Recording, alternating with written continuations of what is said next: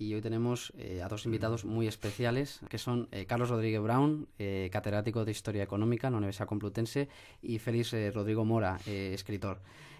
Un poco, ya que el tema de la historia económica es un tema que domina Carlos, me gustaría aprovechar para tratar dos interpretaciones totalmente diferentes de la historia del capitalismo y de las revoluciones industriales con Félix.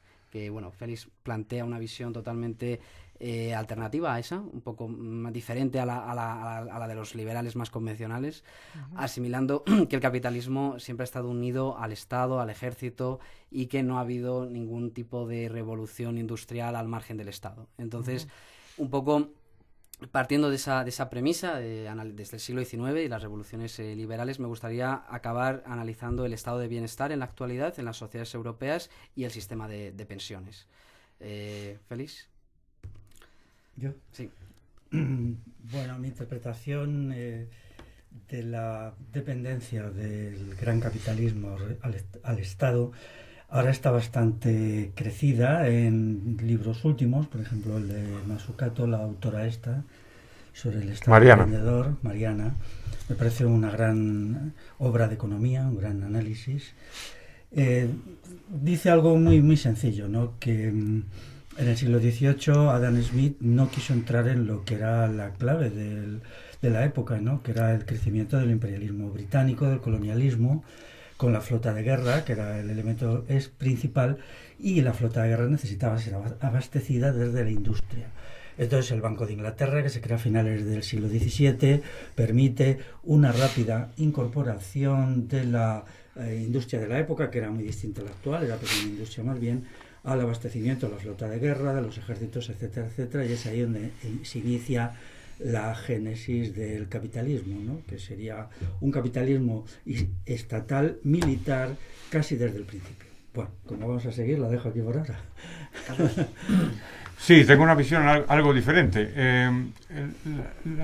Empecemos por lo de Adam Smith y las colonias, que es un asunto que me resulta muy cercano, porque fue el objeto de mi tesis doctoral hace muchísimos años, y de mi primer libro, que se llama La cuestión colonial y la economía clásica. Y ahí analizo a Adam Smith y a Bentham y a Marx.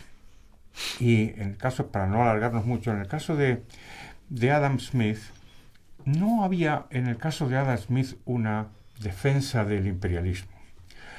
Lo que él quería era otra relación entre el imperio y las colonias, que era muy típico de los liberales, no solamente en Gran Bretaña, también en España, como luego diré.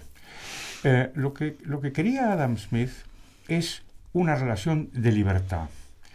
Y él era plenamente consciente de que el Estado, no el capitalismo, ¿no? El Estado británico había impuesto un imperialismo mercantilista. El mercantilismo era el gran enemigo para Smith. Ahora lo llamaríamos el capitalismo de amiguetes, es decir, aquellos pseudoempresarios que en lugar de competir libremente en el mercado piden al Estado que les dé ayudas, monopolios, etc. Y el libro de Adam Smith, que traduje, como he traducido todos los libros que Adam Smith escribió, le dedica unas páginas durísimas a este pseudocapitalismo. Por ejemplo, al capitalismo, a la East India Company, por ejemplo, la compañía inglesa de las Indias Orientales. Era el ejemplo de lo que no había que hacer para Smith. O sea que él hablaba de un proyecto, ¿no? Y él publica su libro precisamente cuando se está independizando Estados Unidos. Y habla de the present disturbances, ¿no? De las actuales perturbaciones entre Inglaterra y las colonias. Y las comprende. Pero no piensa que es la relación colonial la culpable, sino el Estado imperialista británico, que estaba basado en el intervencionismo y los privilegios. Y como digo, y termino con esto, en el caso de otros países también pasó. En España pasó. Un gran liberal español, que es el asturiano Flores Estrada, Álvaro Flores Estrada, tiene un libro dedicado a eso. Porque también le pasó a España que hubo revueltas, y de hecho se tradujeron, lo mismo que en América del Norte, en la independencia de las colonias americanas. Y lo que pide Flores Estrada no es la supresión del Imperio Español, lo que pide es la supresión del mercantilismo, de los monopolios, de los aranceles, de las prohibiciones para comerciar, que estuvieron en la fueron una de las fuentes de la independencia tanto de las colonias británicas como de los españoles. Haciendo un poco hincapié al episodio famoso del proletariado en el siglo XIX, sobre Mary Barnes y Engels, de un poco la definición del proletariado, me gustaría enlazarlo con las tesis de Félix, de cómo el Estado, digamos, de alguna manera expulsa a los campesinos del mundo agrario. Félix. Así es. Vamos a ver, el primer capitalismo da un tratamiento brutal a la clase obrera, hasta tal punto que en la revolución industrial se produce una pérdida de población muy fuerte, muere mucha gente, la esperanza de vida cae a los 26 años, creo recordar, y sobre todo una degeneración física. Hasta tal punto que llega no a haber suficientes soldados y marineros aptos para ir a la flota de guerra y al ejército en Inglaterra. Y tiene que intervenir el Estado para regular las relaciones de trabajo, limitar el tiempo de la jornada, las condiciones de vida, hacer que las fábricas sean un poquito más higiénicas, ¿no? Con el fin de poder tener un cierto número de soldados y marineros que lucharan por el imperialismo inglés o por la patria británica, como se quiera llamar. Y esto es el origen del intervencionismo del Estado en la sociedad, en la economía. De aquí se sacan dos conclusiones. Primera, el capitalismo, abandonado a sí mismo, lleva hasta límites extremos la explotación de la gente. Aquí también eso sucedió, por ejemplo, en la minería de Vizcaya, llega un momento que se crea allí una masa de población completamente embrutecida y degradada por jornadas de 16, 18 horas de trabajo en condiciones espantosas, ¿no? Y, en segundo lugar, el objetivo que tiene el Estado con esto es procurar que haya un cierto consenso social y una cierta cantidad de gente, de personas, de varones aptos para el ejército. Esto es distinto de la creencia, por un lado, de que el mercado por sí mismo puede impedir unas condiciones de trabajo espantosas, que eso no es verdad. La revolución industrial fue un genocidio continuado durante muchos años. Y en segundo lugar, que el Estado no actúa tampoco por objetivos altruistas, ¿no?, sino solamente por mantener una mínima cantidad de personas aptas para el ejército, ¿no? Carlos. Aquí también tengo una visión distinta. La idea de que no hay que dejar al capitalismo por sí mismo, digamos, porque entonces se vuelve peligroso, es muy notable, porque lo que realmente no se puede dejar por sí mismo es el socialismo. Es decir, el socialismo, la idea de que hay que quebrantar las instituciones básicas del capitalismo, que son la propiedad privada y los contratos voluntarios, esa opción no es una teoría. Eso fue concretado en la realidad. Y el resultado fue el régimen más criminal y antiobrero que jamás haya sido perpetrado contra los trabajadores a lo largo de toda la historia de la humanidad. Si el capitalismo es malo, el no capitalismo es lo peor que ha habido nunca en la humanidad. La tragedia, el genocidio y la muerte brutal de millones y millones de trabajadores fue producida precisamente por la extinción del capitalismo. No fue casual. Y desde todos los rincones del mundo tenemos testimonios de hasta qué punto puede ser sanguinario y brutal el no capitalismo. Y sin embargo persiste esta idea de que el capitalismo es realmente malo. Dentro de esta idea, la revolución industrial forma un capítulo muy importante. Y hubo de hecho un largo debate académico precisamente sobre lo que acaba de comentar Félix, y es ¿qué pasó? ¿Qué pasó en el siglo XIX? ¿De verdad las condiciones de vida de los trabajadores empeoraron? Y a esto hay que decir un par de cosas. La primera es la famosa comparación, ¿no? Esta idea de que, a mí me gusta siempre recordar el ejemplo de que cuando uno piensa en el siglo XIX, piensa en unos niños que trabajaban en fábricas, ¿no? ¿Qué harían los niños en el siglo XVII? Y en el XVI, y en el XIV, y en el XIII, y en el XII. ¿Ah? Los niños siempre trabajaron desde que se pudieron ponerse en pie. En el siglo XIX, lo que sucedió fue justo lo contrario de lo que habitualmente se dice. Y esto no es que me parezca a mí, que hubo un debate académico sobre esto. Y participaron historiadores económicos de enorme envergadura. Estoy pensando en Max Hartwell, por ejemplo, fue un gran historiador de la Revolución Industrial. Y los marxistas decían, no, las condiciones de vida empeoraron en el siglo XIX, y los historiadores más liberales o partidarios del capitalismo decían que habían mejorado.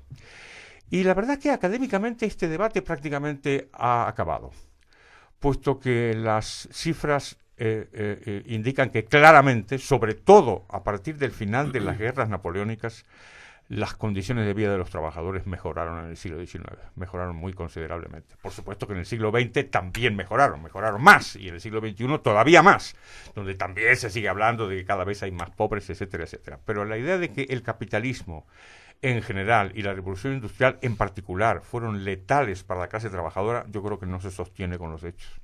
Gracias, Carlos. Volviendo al debate en torno al estado de bienestar, tú siempre has sostenido que el estado de bienestar, Félix, ha perjudicado a las clases populares y has siempre partido... Ahí podemos estar de acuerdo, Félix y yo. Félix siempre ha sostenido el papel que jugaba el mundo rural, el mundo agrario en la libertad individual, viendo más que a la industria como el apego a la tierra, como el apego a la sociedad del campo, como donde reside, según tu opinión, Félix, la verdadera libertad. Entonces, me gustaría un poco preguntarte, desde tu punto de vista, ¿cómo crees que afectó la revolución industrial a este mundo agrario o a este mundo rural? Antes de responder a eso, quería decir que estoy de acuerdo con la interpretación de que la Revolución Rusa fue monstruosa. Ahora se acaba de publicar un libro muy gordo que se llama La corte del zar rojo, que me parece es un trabajo precioso. No recuerdo el autor, pero bueno... que habla de los economistas, que habla del premio Nobel de Economía, los que ayudaron a planificar la economía soviética y fue un resultado desastroso, es ese, ¿no? Habla de todo el mundo, pero sobre todo se concentra en cómo funcionaba la toma de decisiones en la altura, en el periodo de Stalin, cómo ellos crean, por ejemplo, voluntariamente una hambruna en Ucrania, que se lleva entre 4 y 10 millones de personas según los historiadores, únicamente para desarticular la sociedad agraria. Como ellos no la pueden vencer, entonces originan un fenómeno de cautización total, entonces la gente se va muriendo y resuelven el problema. Cómo funciona la industria, los privilegios económicos que ellos tenían, bueno, algo espantoso. Realmente el libro te revuelve el estómago, a mí me lo revolvió, ¿no? Yo creo que es un libro de lectura muy útil a la gente en este centenario, ¿no? Para que vean cómo fue realmente. Como historia es impecable, las fuentes documentales están citadas con muchísimo rigor y tal. Bueno, volviendo a que la revolución industrial fue una catástrofe, eso no se puede negar, ¿no? Aquí mismo en España, o en lo que llaman España en el siglo XIX, pues hay un fenómeno de declive del consumo, declive de las condiciones de vida, empeoramiento, y eso explica también que el siglo XIX sea un siglo muy conflictivo en el terreno de la calle. Todo esto se ha intentado tapar con argumentos de que era la religión y tal. Por ejemplo, la resistencia popular a lo que se llama el trienio liberal o constitucional fue formidable, fue una resistencia llevada adelante por docenas, si no cientos de miles de personas en el campo, pero también en las ciudades, y tenía como objetivo impedir el desarrollo de la política liberal que estaba llevando a la gente al hambre, vamos, a la miseria, a la desesperación, a la pérdida de los bienes comunales. Se llegaron a vender 17 millones de hectáreas, no se vendieron voluntariamente. Ahí hay que decir que, aunque yo estoy de acuerdo que los contratos privados es un avance, no se hizo por contrato, simplemente el Estado se apropiaba de la tierra, la declaraba bien nacional y la vendía al mejor postor, la mayoría de las veces con la oposición más rotunda de las comunidades rurales que habían estado allí, ¿no? Y a los que protestaban pues simplemente se les mataba, o se decía que eran carlistas o que eran republicanos, o lo que viniera al caso, ¿no? Por lo tanto, la intervención del Estado aquí no estuvo vinculada al mercado, pero la intervención del mercado en sí mismo fue negativa, porque el mercado fue una creación del Estado. Es decir, las tierras se convirtieron en mercancías cuando el Estado las convirtió en mercancías, no antes. Antes había muy poca tierra en condiciones de ser mercancía, por lo tanto muy pocos bienes básicos. Y creo que esto es un asunto que se debe tener en cuenta hoy. Bien, Carlos. Vamos a ver, una cosa sobre el siglo XIX y otra cosa sobre esto de la propiedad de la tierra. El siglo XIX fue un siglo bastante pacífico. Otra vez hay que hacer las cosas como... Aunque estamos en la universidad se puede contar un chiste, ¿no? Había una famosa anécdota de Margaret Dumont, que es la actriz que siempre acompaña a los hermanos Marx, y en una película el Groucho le hace una perrería, porque le hacía perrerías todo el rato, y ella le dice, usted es un hombre horrible. Y Groucho le dice, un momento, señora, ¿comparado con quién? Hay que comparar con quién. Si cogéis el siglo XIX y lo comparáis, es un siglo relativamente pacífico. Desde luego, comparado con los siglos anteriores y con el posterior, no os quiero contar. O sea, no os quiero contar lo que pasó en la primera mitad del siglo XX con esas guerras terroríficas provocadas, por cierto, por los estados. Son los estados los que llevan a los hombres y mujeres a la muerte, al hambre y a la destrucción. O sea que comparativamente no está mal el siglo XIX. Tiene mala prensa, ¿por qué? Y porque está asociado con el capitalismo. Y el capitalismo tiene mala prensa en el mundo intelectual. En cuanto a lo de la propiedad privada, hay un punto interesante que tiene Félix ahí y que se puede explorar. Porque yo creo que ahí los liberales cometieron un error verdaderamente trágico. Y es que secundaron los procesos de desamortización. Ese fue un error que cometieron. El segundo error, trágico también, fue que combatieron a la Iglesia Católica. Creyeron que la Iglesia Católica era su enemiga, en lugar del Estado. Y en particular quisieron arrebatarle a la Iglesia Católica la educación, cosa que consiguieron. Y la educación pasó de mano de la Iglesia a mano del Estado. Si hay un ejemplo de Guatemala, Guatepeor, es ese. Volvemos a la tierra. En el caso de la tierra, tenemos a liberales impecables.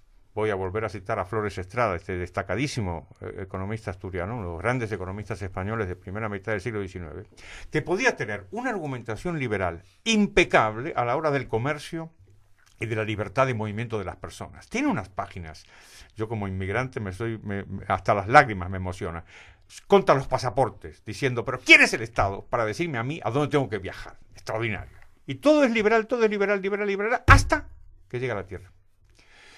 Y la tierra entonces ahora dice que no, que la tierra no puede ser propiedad privada y que por lo tanto la tierra la dio, podemos remitirnos hasta Locke, en fin, la idea de que la tierra la dio Dios a todos los hombres, entonces no puede ser propiedad de nadie, y apoyaron la desamortización en contra de la Iglesia, en contra de la aristocracia.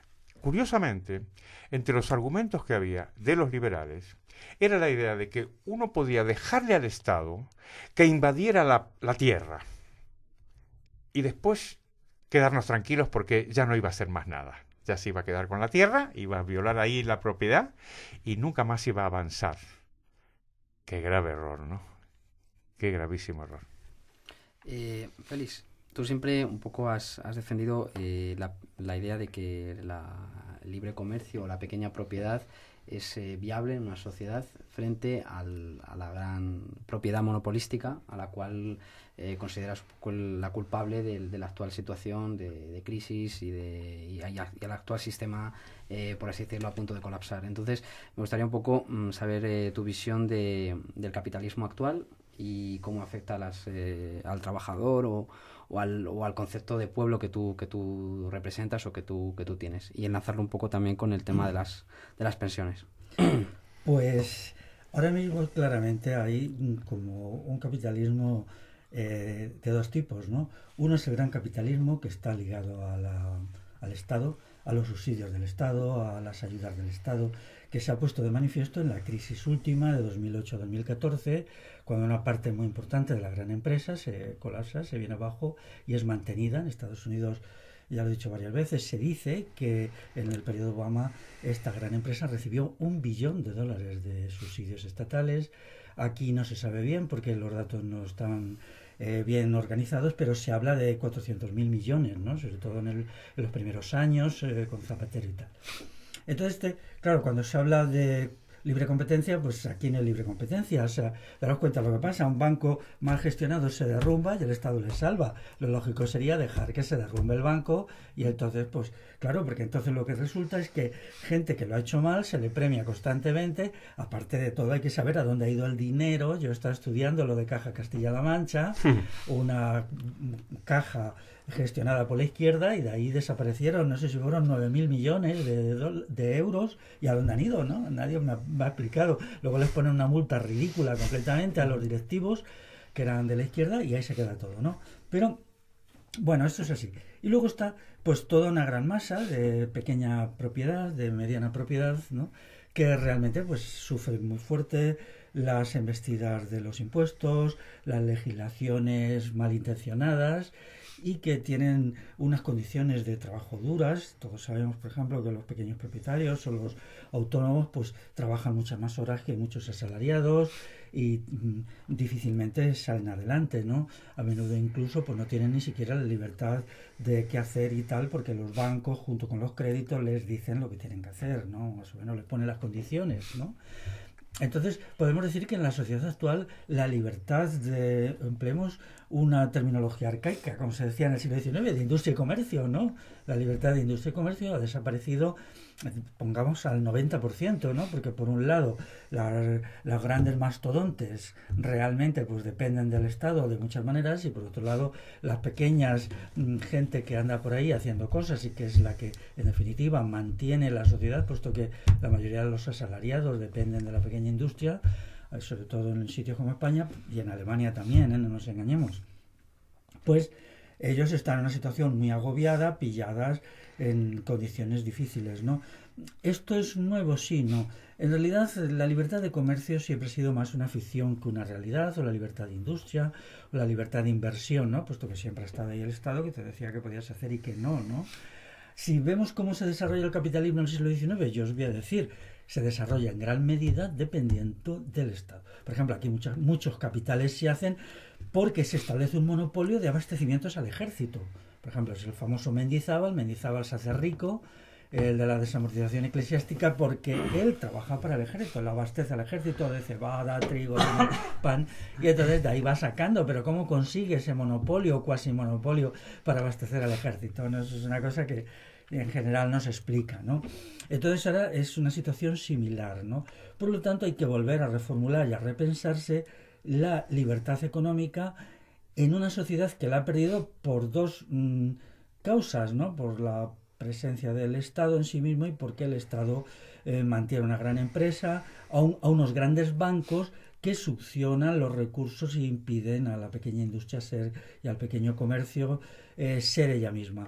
Esto debería resolverse a partir de una investigación y no simplemente a partir de una definición de principios. Yo quiero decir que me parece que ninguna escuela económica puede resolver los problemas que tiene hoy la economía, sino que tiene que ser una reflexión a partir de los hechos. Y por favor, que no sea simplemente lo de Adam Smith con los imperdibles, aquellos que, bueno, pues es que la economía era mucho más complicada que ese asunto, ¿no? Los alfileres. Los alfileres, sí, claro, eso es una...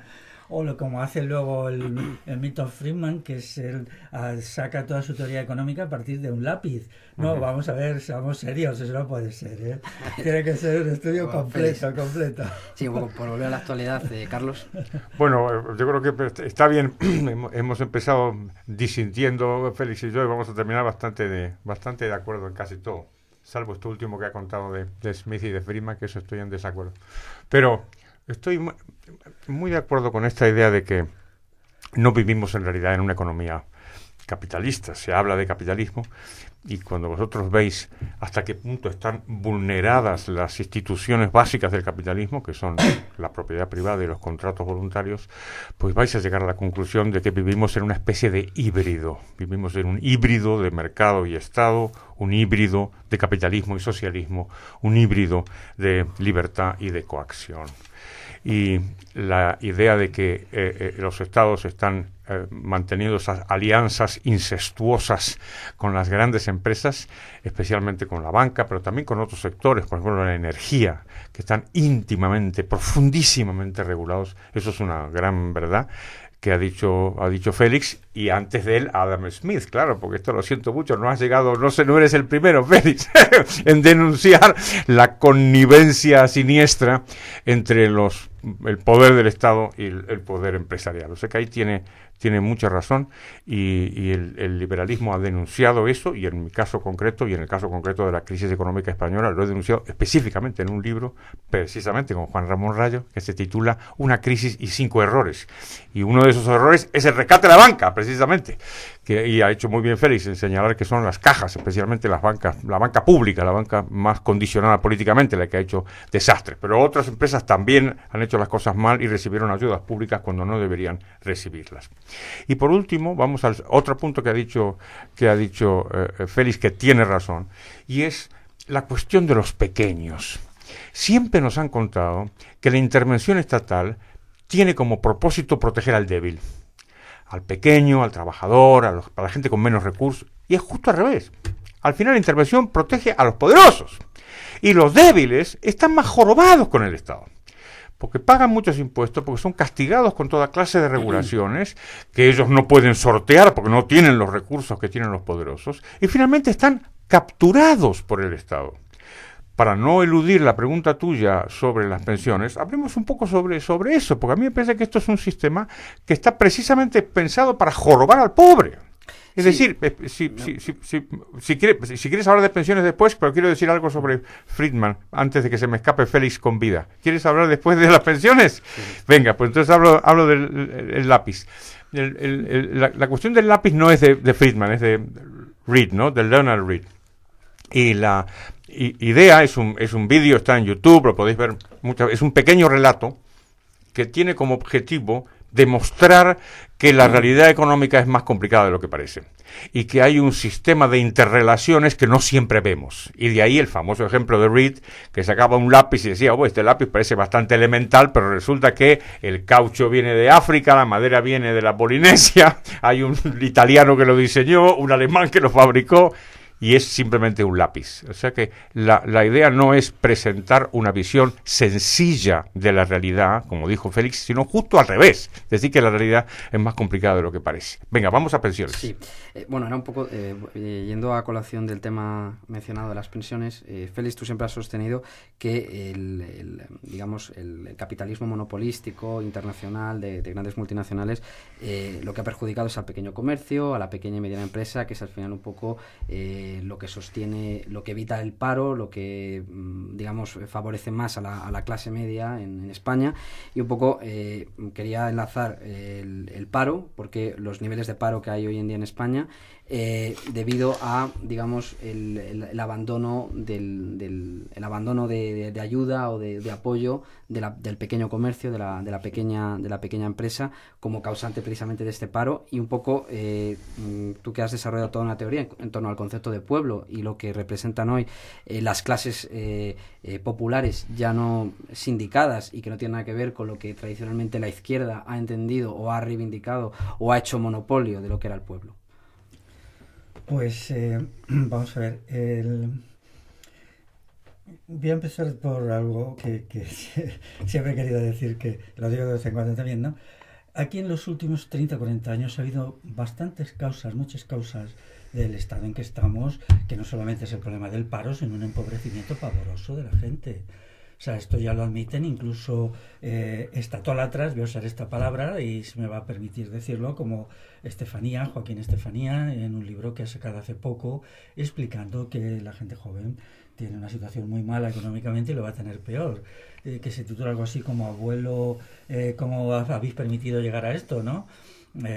Pero vamos a ver, una de las causas que se ha llegado a esto es la fe ciega que los sectores estatólatras han metido en la cabeza sobre que todo se resuelve con la intervención estatal. Es decir, eso es una de las cosas peores. Es decir, al individuo hay que enseñarle que la resolución de sus problemas económicos tiene que venir de su esfuerzo personal y no de una acción dadivosa del Estado. Tiene que haber un objetivo de iniciativa.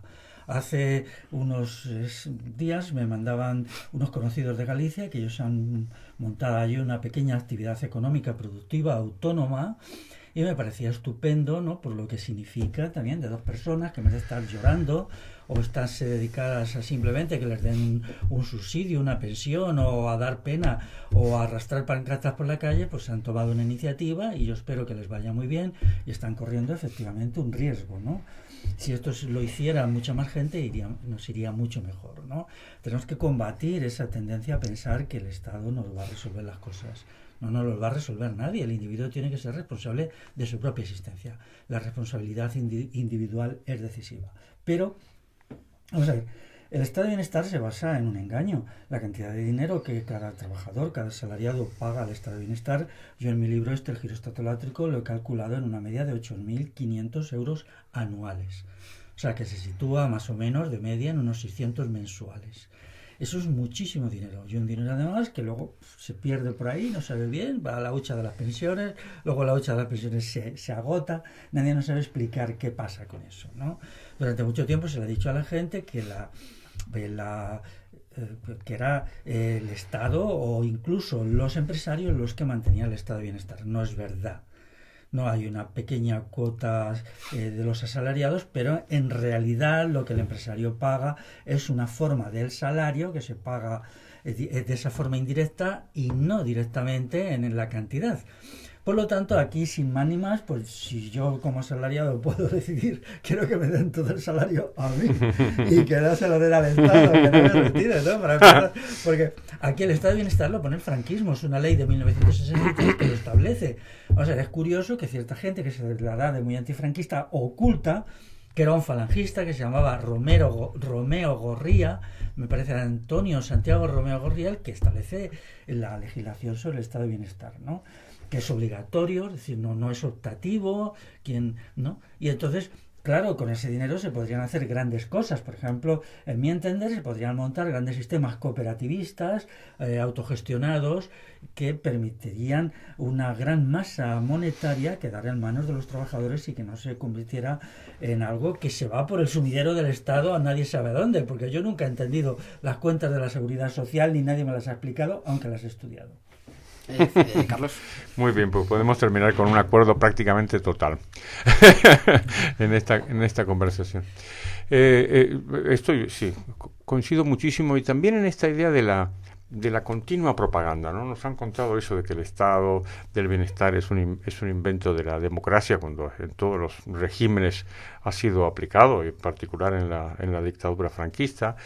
Se dice que el estado del bienestar es producto de las luchas sociales, lo que es altamente cuestionable, empezando por el señor Bismarck y pasando por Franco y pasando por todos los estados del mundo que son relativamente parecidos en estos mecanismos redistributivos a los que apuntaba Félix. O sea que hay mucho camelo en lo que en lo que nos han contado. Y específicamente el caso de las pensiones, yo como soy un señor mayor, me afecta más y me duele más, ¿no? Esta idea de que los pensionistas han sido verdaderamente secuestrados por los políticos y por el Estado, han sido capturados, se ha liquidado la fuente del ahorro personal, que es lo que hacen las personas, las mujeres y los hombres libres, responsables del dueño de su destino, ahorran para su vejez. El Estado dijo, no te preocupes, tú no ahorras, yo te voy a quitar el dinero y le voy a quitar también al empresario, en una cosa que en el fondo es una parte del salario, como bien decía Félix, y tú no te preocupes, pues yo después te voy a dar una buena pensión. Y al final tienes a millones de pensionistas capturados por un sistema que les paga unas pensiones de miseria y que en el momento que la demografía te da un disgusto, pues entonces tienes un problema enorme, cuando no tendría por qué ser así si la gente ahorrase en las instituciones que decía Félix, en sus mutualidades, sus cooperativas, lo que sea, cualquier institución de la sociedad civil, como era además en el siglo XIX, había sindicatos, había mutuos, los gremios, en fin, la gente se agrupaba para intereses comunes, entre ellos el de la pensión. Pero quiero terminar con una nota, algo de optimismo en todo esto, porque si no podemos tener una jornada lúgubre y no es mi propósito. Vamos a ver, aquí están pasando algunas cosas con respecto a la relación de la sociedad con el Estado que tiene que invitar al optimismo. Uno tiene que ver con las pensiones. Es que, a pesar de todo esto que estamos contando Félix y yo, a pesar de todo esto, hay muchas personas que ahorran por su cuenta, ¿eh? Y mira que tienen que pagar impuestos y no sé qué, y no sé cuánto. Oye, ¿cuántos planes de pensiones privados hay en España? Pues son millones, ¿eh? Desde luego, 5 o 6 millones de personas tiene que haber en España que pagan, que ahorran en su pensión privada. Y desde luego no son Amancio Ortega, ¿eh? O sea, los multimillonarios aquí son 4. Si hay 5 millones de tíos o 6 millones de tíos y tías que ahorran para su pensión, es decir, que no creen en el mensaje que el Estado les lanza, yo creo que es una señal de optimismo.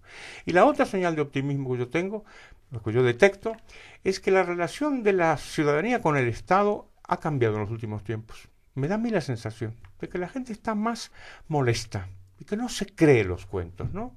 Si a vosotros os hubieran dicho hace unos años, que había habido manifestaciones callejeras en Andalucía y en Asturias en contra del impuesto de sucesiones, habríais dicho, debe ser una broma, ¿no?